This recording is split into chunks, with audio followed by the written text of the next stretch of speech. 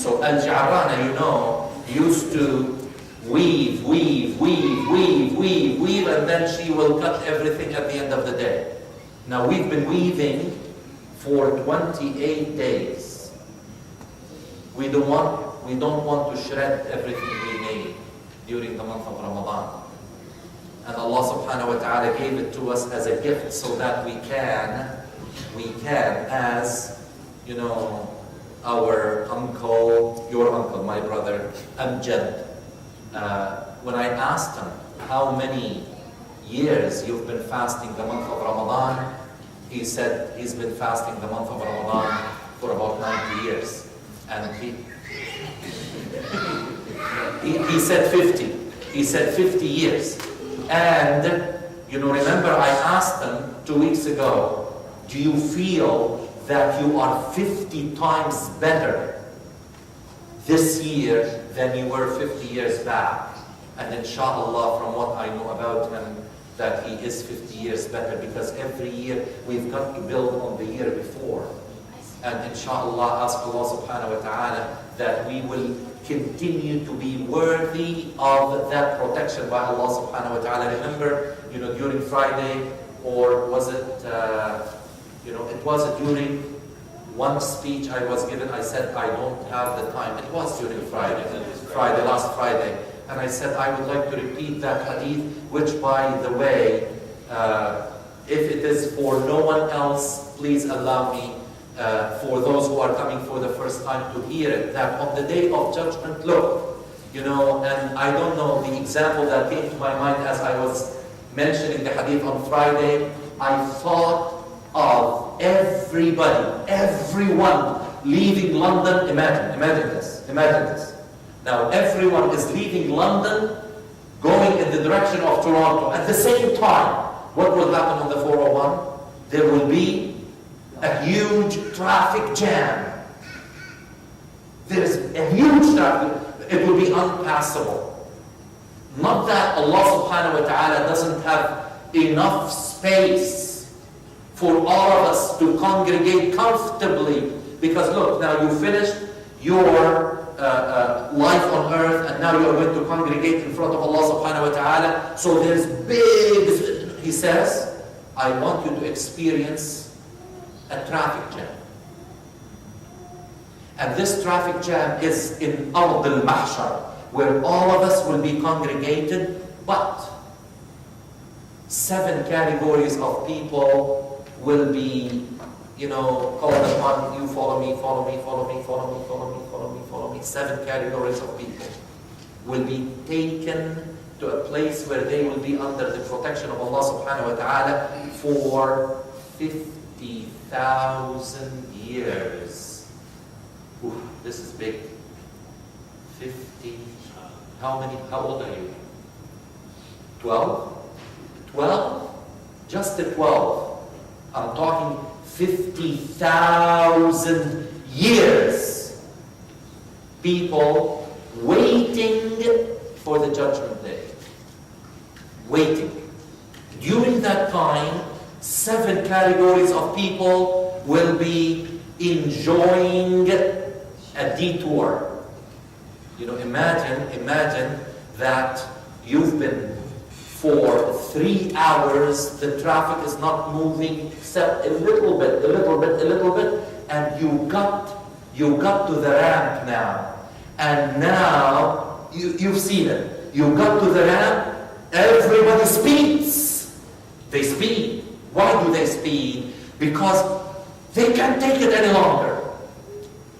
And they are told to go on a long detour before they will come back. And 7 categories of people will be taken on that detour, enjoying a beautiful landscape. And number 1 is a just leader. A just leader.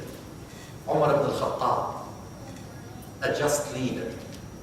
Someone who is in charge of others and deals justly without being swayed by, oh, but this is my cousin, or this is my brother, or this is, no. Okay,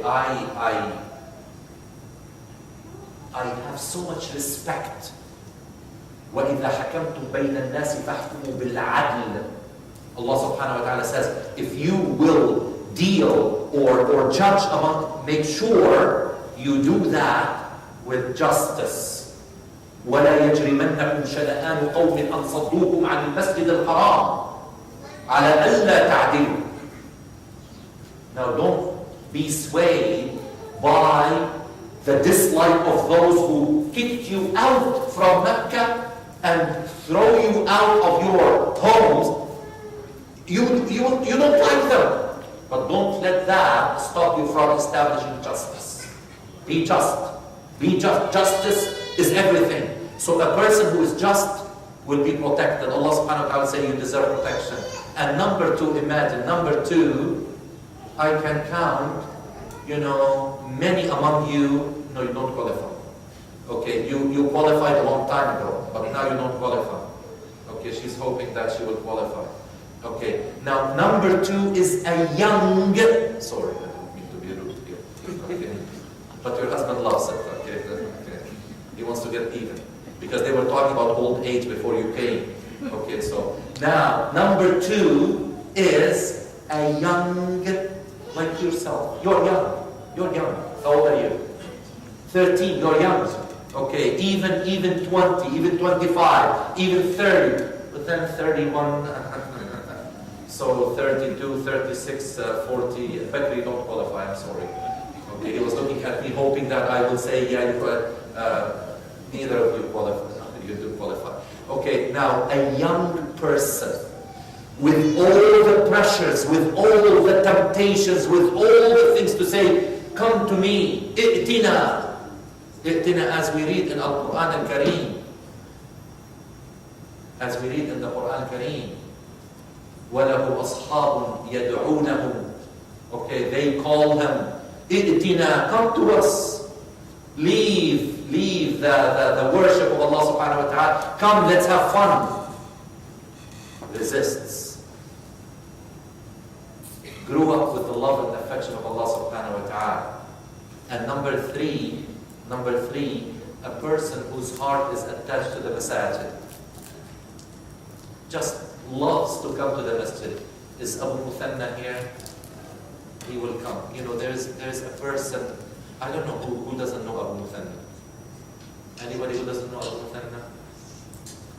You don't see the person who's always here just any time, wallahi, without expecting anything. Is always here, doing something, looking for something to do. These are the people whose hearts are in the masjid. And number four, two friends who became friends for the sake of Allah subhanahu wa ta'ala, which means that they are always conscious of Allah subhanahu wa ta'ala, always reminding each other of the things that please Allah subhanahu wa ta'ala. They became friends on that basis, and when they depart, all of us are going to depart from each other, as the hadith that we mentioned. Okay? And then number five, look at this, number five, a person who is invited to commit a sinful act and resists by saying, I fear Allah. I'm not going to do that. And number six, a person who gives charity and they try to conceal it. So much so that his left hand does not know what his right hand gave away. In my case, it will be so that his right hand did not know what his left hand gave away. Because I'm left-handed. You're supposed to smile. Come on. I just told the joke. Okay. And finally, look at this. We keep coming back to Ramadan. Keep coming back to Ramadan. A person, a believer, who remembered Allah subhanahu wa ta'ala alone at night, started to cry. Tears came down. And doesn't have to be at night. Many people, when they see the Kaaba for the first time, some for the second, some for the third, they just look at the Kaaba and their tears start coming down. Okay. And Prophet Muhammad sallallahu alaihi wasallam told us, he gave us, you know, a guarantee. He said, 2 categories of eyes will not be touched by the hellfire. The hellfire will not touch them, which means that they will not be in the hellfire. 2 types. عين باتت تحرس في سبيل الله وعين بكت من خشية الله. An eye that kept awake, guarding the Muslims during time of war. Sleepy and tired, but was awake, guarding against any attack. And an eye that cried because of the fear of Allah subhanahu wa ta'ala. Now, imagine if you are alone again, and this is what I hope, the habit that we will develop. I want to say, especially to the young people, it is not an easy thing to develop, to wake up for Fajr prayer. And I'm talking to the young people, and I'm saying, be persistent, keep on trying. Even Allah subhanahu wa ta'ala told Prophet Muhammad sallallahu alaihi wasallam and told us through Prophet Muhammad sallallahu alaihi wasallam, وَأْمُرْ أَهْلَكَ بِالصَّلَاةِ وَاصْطَبِرْ عَلَيْهَا. Be patient. Be patient. Be patient. Keep on commanding your family to wake up, to pray. Be patient. Now, one day their response will be,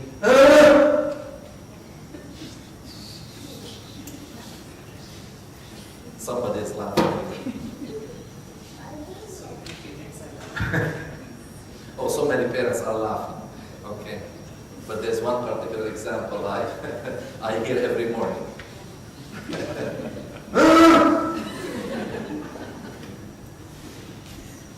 And there's somebody who's just sitting quietly with a smile. Now, it is not easy. It is not easy, and wallahi, sometimes when I wonder, matter, sometimes you may think, if you think for the sake of finding an answer, it's okay. Some people say, no, how dare you? How dare you question that? No, I sometimes say, Ya Allah, why didn't you make the first prayer when we just get up? First thing, when we get up, we'll do our first prayer. We get efforts all the time. Not only that, no, let's assume we get up to go to school or go to work. The first thing that we do, after we get up, we do our first prayer. Why? We don't know. But think about it. Think about it. When Allah subhanahu wa ta'ala is now challenging your willingness to develop the kind of personality that is Rabbani, that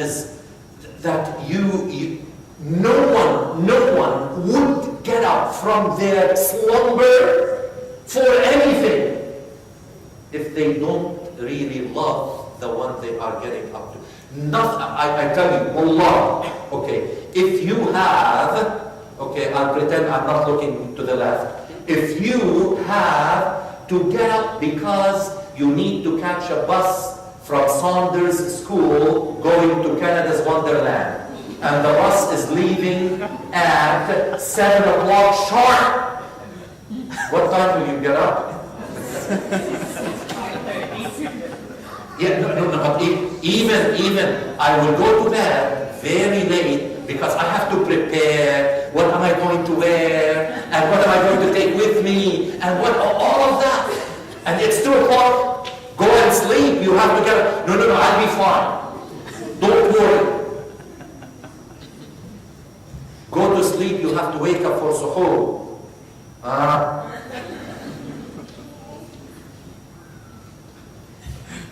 I hope she will come next week.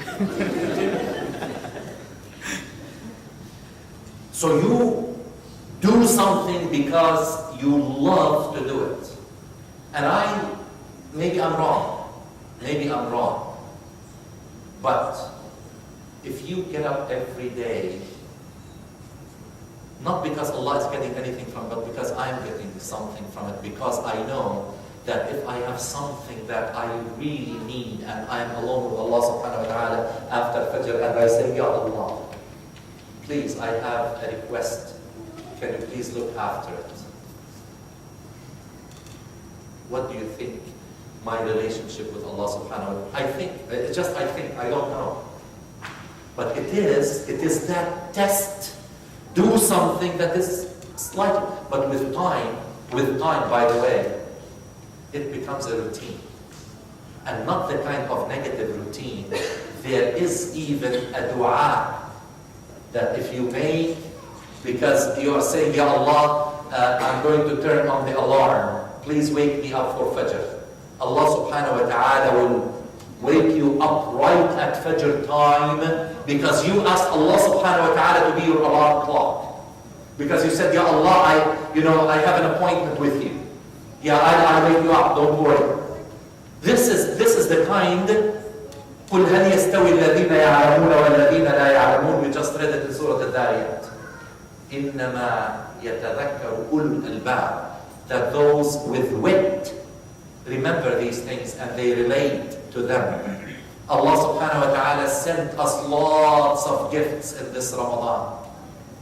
Are we going to accept the gifts or say, return to sender, unknown address, or the person doesn't live at this address anymore?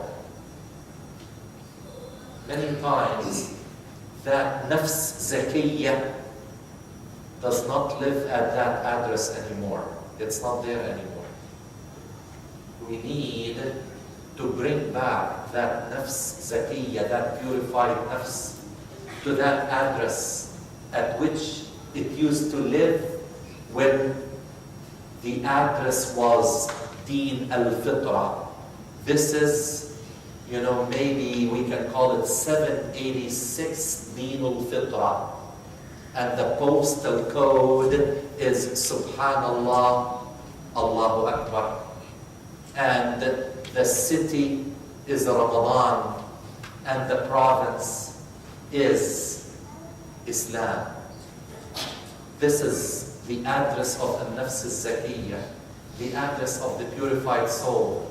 Please, don't give your notice to vacate on Thursday. I hope that you did not send a notice to vacate, because if you want to come and live at that address next year, it may be already occupied. And if you may look for another address, it may not be to your satisfaction. Please stay at this address. Ramadan was not hunger and thirst. I tell you something. I felt guilty this morning when my son rushed to our bedroom and said, "You forgot to wake me for suhoor." And the thing is, we had a late something to eat, and we woke up right at Fajr. And my son now is hungry and thirsty. But you know what?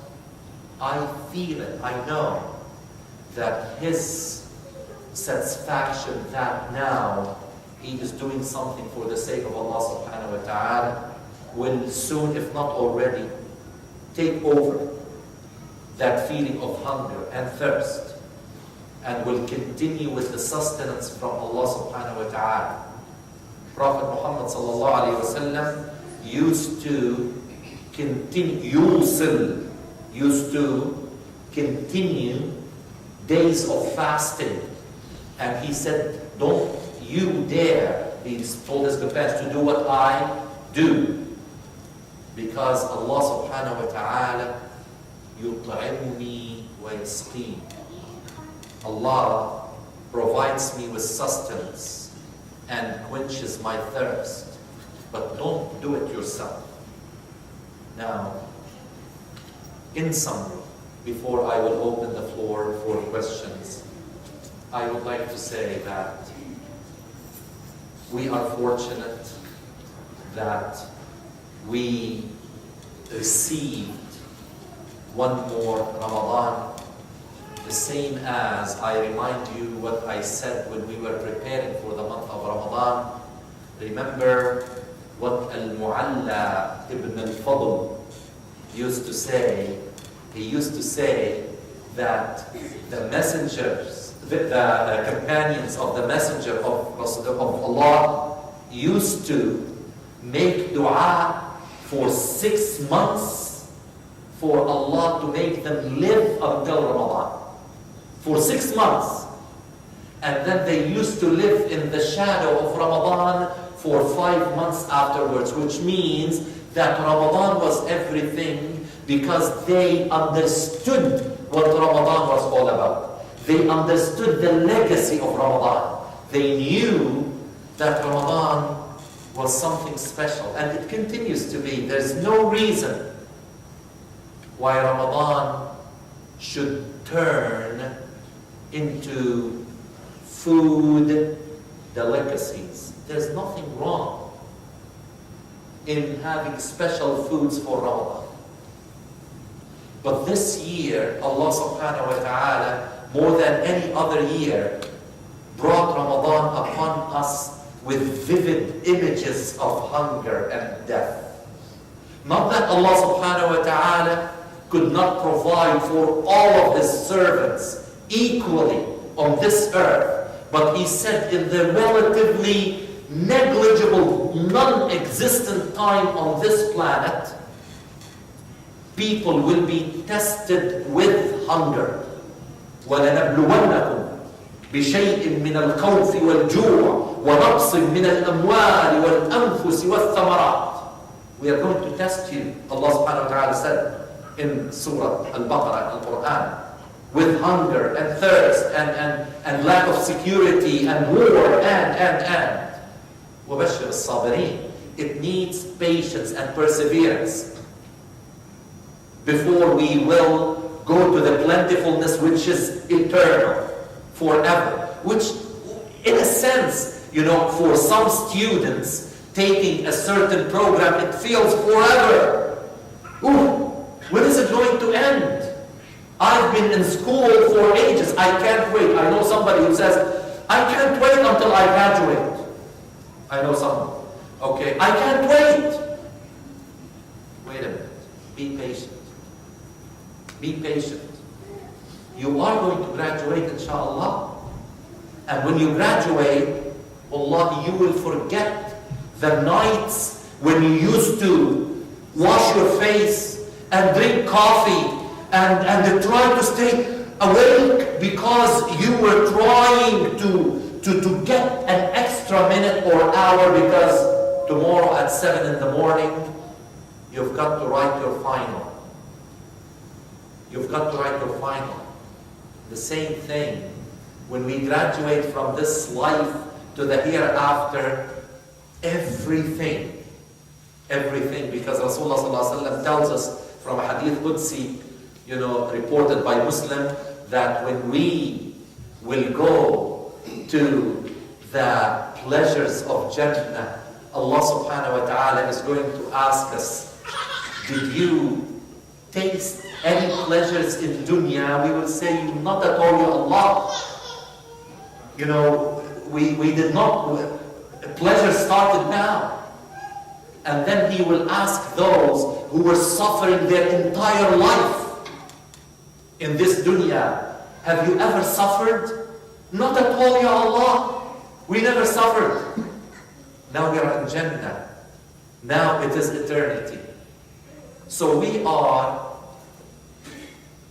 as we read in the Quran, وَقُلْ اعْمَلُوا عَلَى مَكَانَتِكُمْ إِنِّي عَامِلٌ فَسَوْفَ تَعْلَمُونَ. Keep on going, keep on. You're just getting to the end. I am working with you. Rasulullah, I am working with you. I'm not just telling you to do something and I'm sitting in my palace. Like many of the leaders that we are discovering today, they were enjoining others to be benevolent and good, and they are living in a different planet. No. Inni amil. So we are doing all of this, wallahi, for a purpose, for a place, for a time, for a result that it will be silly of us. You know what? A person who says, I am satisfied with a C. Just get me a 50 and let me graduate.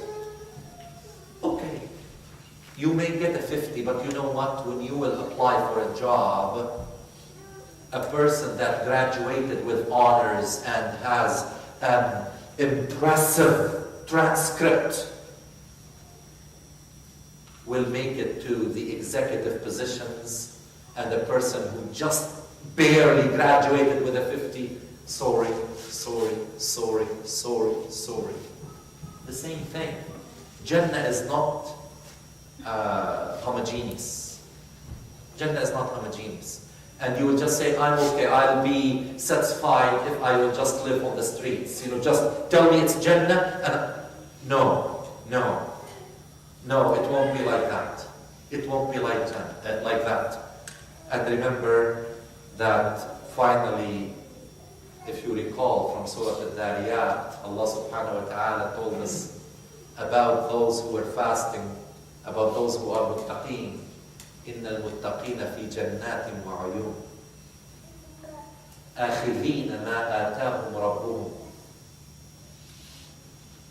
آخِذِينَ مَا آتَاهُمْ رَبُّهُمْ إِنَّهُمْ كَانُوا قَبْلَ ذَلِكَ مُهْطِعِينَ كَانُوا قَلِيلًا مِنَ اللَّيْلِ مَا يَهْجَعُونَ وَبِالْأَسْحَارِ هُمْ يَسْتَغْفِرُونَ وَفِي أَمْوَالِهِمْ حَقٌّ لِلسَّائِلِ وَالْمَحْرُومِ. Allah subhanahu wa ta'ala is telling us about the muttaqeen, that they will be in jannat وَعُيُونَ آخِذِينَ. When the verb أخذ means literally took something. أخذ means I took it and it's with me now. It's with me. أخذ means I took it and it's with me. آخِذِينَ مَا آتَاهُمْ رَبُّهُمْ. Whatever Allah subhanahu wa ta'ala gave them, it's with them already. This is the fruit of taqwa. This is the fruit of taqwa. I hope that inshallah we will continue after Ramadan to make dua that Allah subhanahu wa ta'ala will make us live the legacy of Ramadan. Ameen ya Rabbil Alameen. Jazakumullah khair. If you have any question, any comment, anything you would like to say. Now, next Sunday, I would like to have a shura, be practical. How many would come if it is still, Eid celebration, or if it is, I'm ready. But if I would like to see a show of hands of those who will come next Sunday, inshallah. If we have, inshallah, we will be here next Sunday, inshallah. Inshallah, we will be here. But long weekend, people are doing. is it? Oh, long weekend. It's a Labor. It's Labor Day weekend. Mondays off. Okay, I'm looking at the Ministry of the Interior, and I'm receiving instructions. Okay, so anyone? Should I say yes or no? No, anyone will be affected by the long weekend. You'll be okay? Hisham, I always look at Hisham, mashallah. If you want the definition of a cool-headed, wise person, mashallah, what do you recommend, Hisham? Okay, inshallah, we'll be there. Any question, any comment, anything? were up to the list of 6, you still missed number 7. 7, yeah. Did we, Oh, that's right. That's right.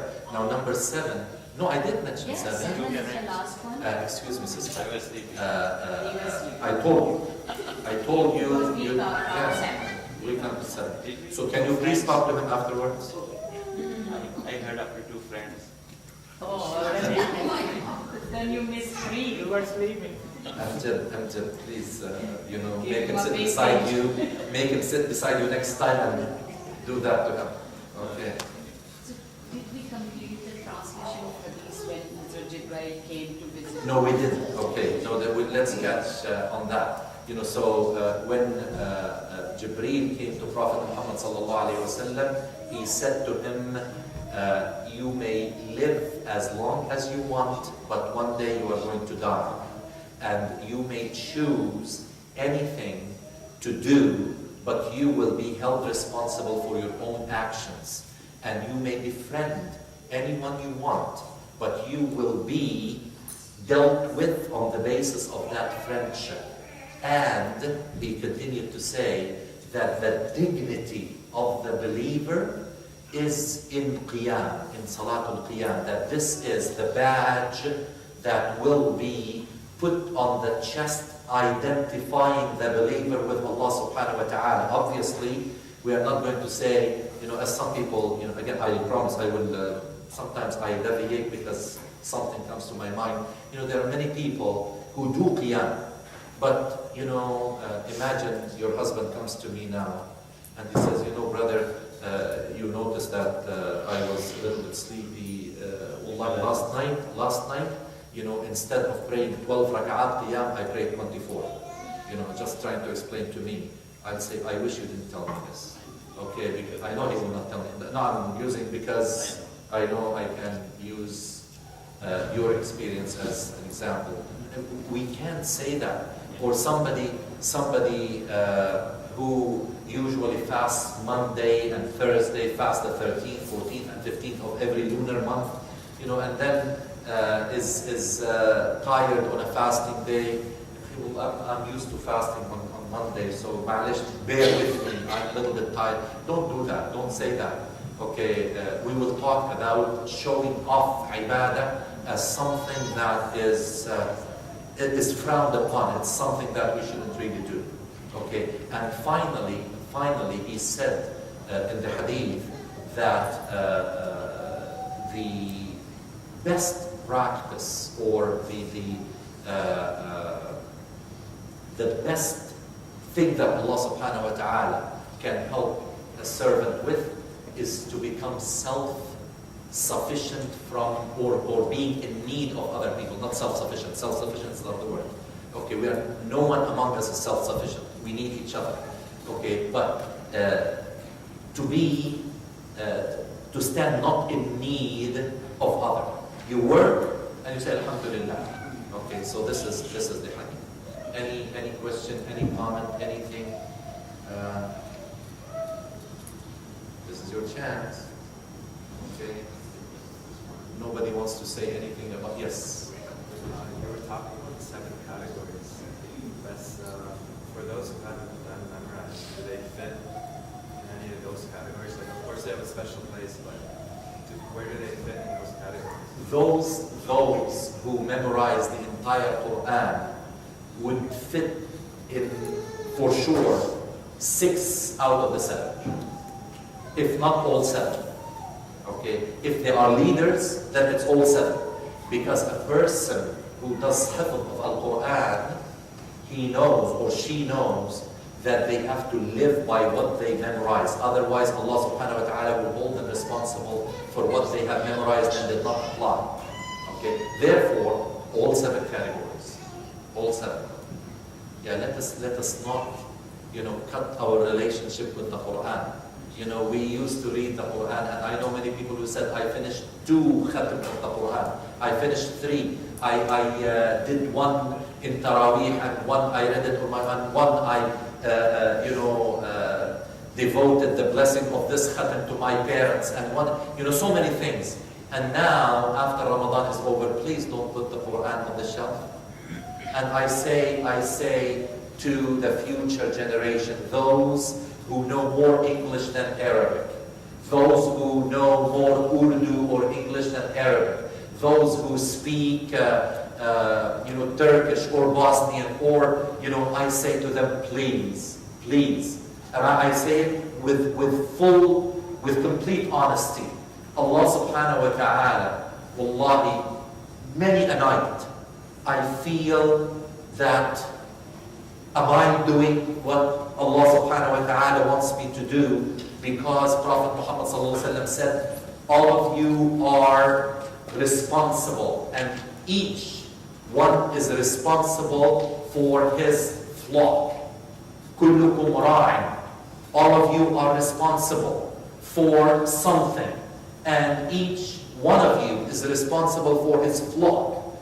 So if after I continue my journey, I leave on the highway of life those who are not good drivers, because it so happens that the driving course that you are taking is called Islam, faith, and the instruction that teaches you how to drive is the Quran. And Prophet Muhammad ﷺ is the driving instructor. And if you do not learn how to drive and practice, if I refuse to help my children learn how to drive, then I'm guilty.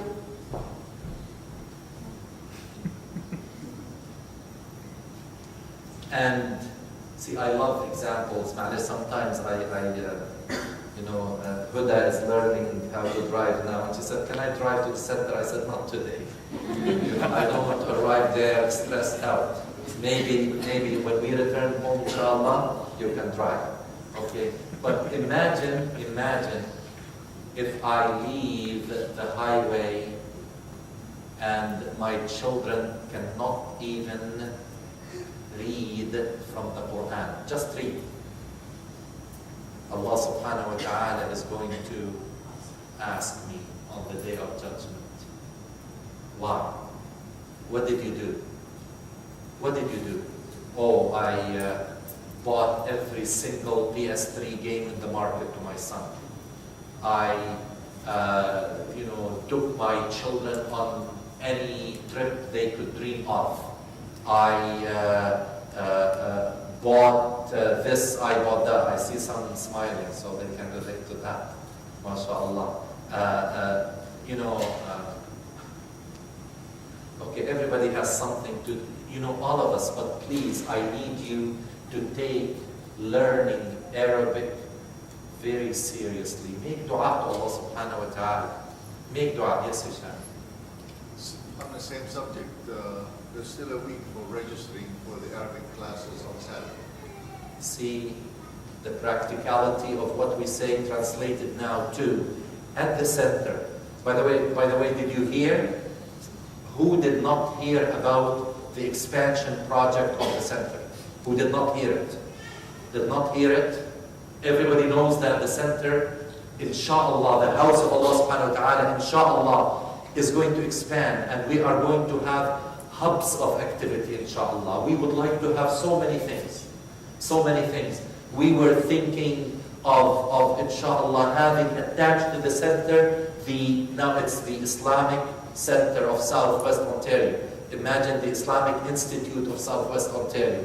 And in that institute, there will be courses at the college level, at the high school level, at the continuing education, adult education for Muslims, for non-Muslims, outreach to teach about Tafsir Quran. This is one course. To teach about Islamic history, to teach about Quranic Arabic. Now for Arabic, next Saturday, we are starting before the expansion. We have teachers, we have books, we have notes, we have everything. So you may register your children or yourselves. You know what? Allah subhanahu wa ta'ala will put that as, a kind of hujjah, which means what's good, help me sometimes. Verdict. Verdict. Verdict or proof. Verdict or proof. You know, and say, you know, it was available, but you did not do anything about it. Nothing. You see, I work 5 days a week, and Saturday and Sunday, you know, are the only 2 days. Look, Allah subhanahu wa ta'ala injects barakah in time. If you want something, Allah will put barakah in your time and you can do it. You can do it. But don't say, you know, I would love to see all my children read Arabic, read Quran, start to continue their journey with the Quran, and I hope, inshallah,